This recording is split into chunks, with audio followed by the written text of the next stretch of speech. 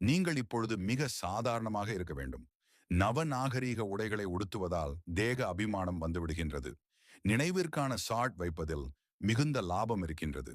இந்த லட்சுமி நாராயணனுடைய சித்திரம் வீட்டில் அவசியம் இருக்க வேண்டும்.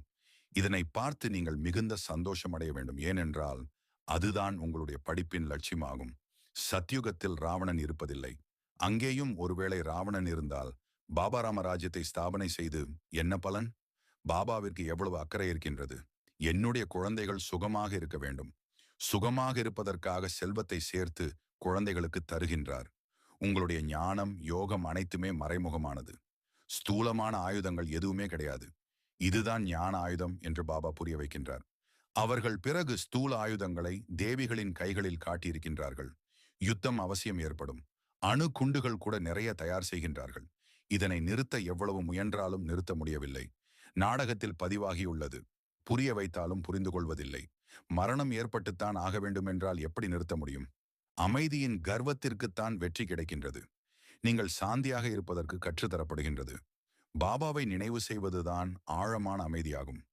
தண்டனை அடைவது யார்? ஆத்மாதான்.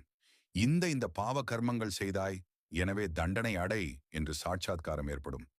துருவை போக்க பொருட்களை மண் எண்ணெயில் போடுகின்றார்கள் அல்லவா? கர்மங்களை செய்தாலும் பாபாவை நினைவு செய்தீர்கள் என்றால் முயற்சிக்கான பலன் கிடைக்கும். முயற்சி வேண்டும் அல்லவா? அப்படியே தலைமீது கிரீடத்தை வைத்து விடுவார்களா என்ன? சிவபாபாவிற்கு நாம் என்ன கொடுக்கின்றோமோ அதனை அவர் நம்முடைய சேவைக்காகத்தான் பயன்படுத்துகின்றார். சிவபாபா தன்னிடம் வைத்துக் கொள்வது இல்லை. அனைத்தையும் கொடு, விஸ்வத்திற்கு எஜமானன் ஆகலாம் என்று இவருக்கு கூட கூறினார். விநாசத்திற்கான காட்சியும் காட்டினார், ஸ்தாபனைக்கான காட்சியும் காட்டினார். அவ்வளவுதான். பிரம்மா பாபாவிற்கு போதை ஏறிவிட்டது. பாபா குழந்தைகளிடம் நல்ல வியாபாரம் செய்கின்றார். மதிப்பற்ற ஒரு பிடி அரிசியை பெற்று மாளிகை தருகின்றார். எவ்வளவு நல்ல வருமானத்தை அடைய வைக்கின்றார். பழைமையான யோகமே உங்களிடம் மிக பழைமையான பொருள். நீங்கள் ஈஸ்வரிய பாடசாலையில் அமர்ந்துள்ளீர்கள். கீதைக்குத்தான் ஈஸ்வரிய பாடசாலை என்று கூறப்படுகின்றது. வீணானவற்றிலிருந்து ஒதுங்கி இருப்பதுதான் வெற்றியாளர் ஆகுவது ஆகும். அப்படிப்பட்ட வெற்றி பெறும் குழந்தைகள் எல்லோருக்கும் மாஸ்டர் ஆதரவளிக்கும் வள்ளலாக ஆகிவிடுகின்றார்கள். சுயநலமற்ற மற்றும் விகாரமற்ற எண்ணங்களுடைய நிர்விகல்ப மனோநிலையின் மூலமாக சேவை செய்யக்கூடியவர்கள்தான் வெற்றிமூர்த்தி.